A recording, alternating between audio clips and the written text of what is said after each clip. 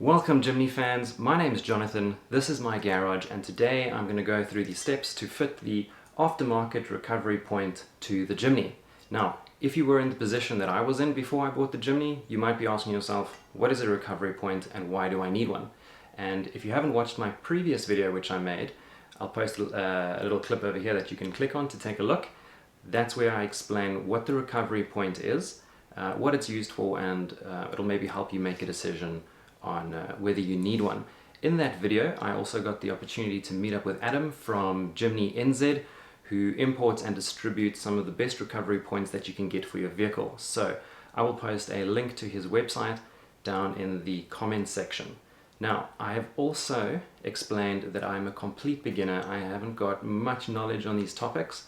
So what I'm going to be doing is, as I gain knowledge or as I learn something, I'm going to be making a video, and I'm going to share that video with anyone on YouTube or anyone who's out there who would like to learn a little bit more about the Jimny, off-road driving, and what's required.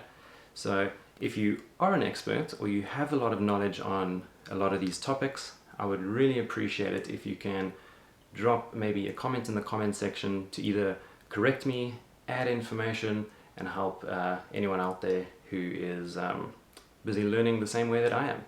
But for now, let's get into the steps of how to fit the aftermarket recovery point to the Jimny. Alright, so now we're going to get in under the vehicle and we are going to take a little ledge off the bumper, which I don't think will be too difficult, which we're going to have to modify when we fit the recovery point. But before we get started, I'm just going to show you where the recovery point is going to be attached to the vehicle. So if you take a look over here, let me see if I can find it. Okay, so the recovery, so the recovery point is going to be fitted to this vehicle, and the back of the recovery point is actually going to fit into the chassis over here. So let's get started with just removing some of these little screws over here.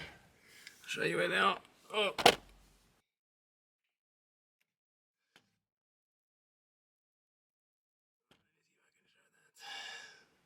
These little screws here, which hold a little lip of the bumper on.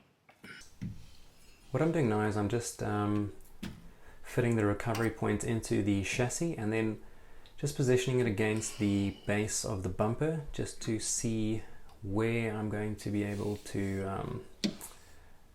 adjust the bumper or make modifications to the bumper. So I'm using a knife just to make incisions where where I'm going to need to be removing a small piece of the bumper. And initially I just lay under the car and I tried to cut a piece out of the bumper using the knife. I think I was just being a little bit lazy.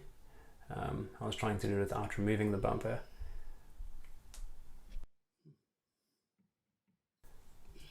Because I wasn't able to modify the bumper while lying underneath, I had to go ahead and remove all the screws that hold the lip at the base of the bumper in place. Once all the screws are removed, I think it's about 4 or 5, you can just unclip the little ledge that's at the bottom of the bumper. Those are the screws that hold the ledge of the bumper in place. And this is what the plastic ledge at the bottom of the bumper looks like, and that is where the factory tie-down point is. While the piece at the bottom of the bumper was off, just positioning the back plate of the recovery point under the tie-down point, and just lining up the recovery point with the back plate to see if any further modifications need to be made to the bumper. And as you can see, the recovery point still needs a little piece of plastic removed from the bumper. So what I'm going to do is I'm going to use a round file, and I'm just going to file away the plastic until the recovery point fits properly in place. And that is what the little area looks like that I've filed away. It's not a major adjustment, but I don't want to take the bumper off. Now, as you can see, once the recovery point is in place, the holes on the back plate and the recovery point line up quite well, so no further adjustments need to be made. So that's what the ledge at the bottom of the bumper looks like. That's the size of the piece of plastic that I had to cut out. And just placing that part of the bumper back in place, clipping it in before I screw all the screws in.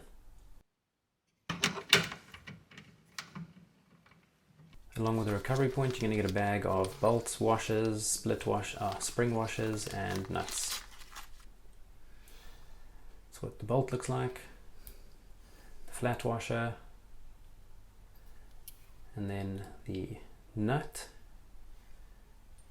and also the spring washer. What I'll do now is I will just position the back plate of the recovery point into the tie down point of the vehicle, and then I'll put the anchor point of the recovery point into the lateral rail of the chassis, which is where it gets most of its structural strength from. And then I'll insert a bolt and a flat washer through the recovery point into the back plate, and behind the back plate I will be placing the spring washer as well as the nut. And once those are in place, you can fasten them. Once the bolt, the flat washer, the spring washer and the nut are in place, you can now fasten the nuts and bolts.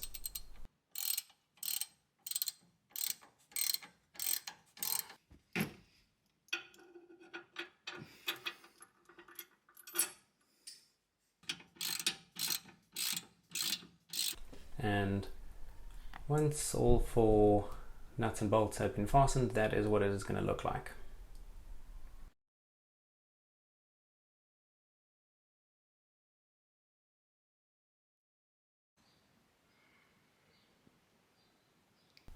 And this is the final product.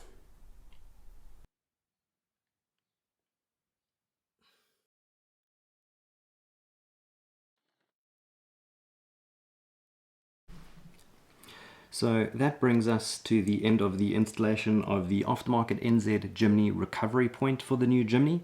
Now, I know a lot of people are probably thinking that they're not going to be getting themselves into situations where they're going to be needing an accessory like this, but we all know that the Jimny is it's quite a capable vehicle, even if it's in its standard factory configuration. So you might be really tempted to get out there and to go try a few basic off-roading tracks. And if you do, it's always better to be prepared for the worst case scenario.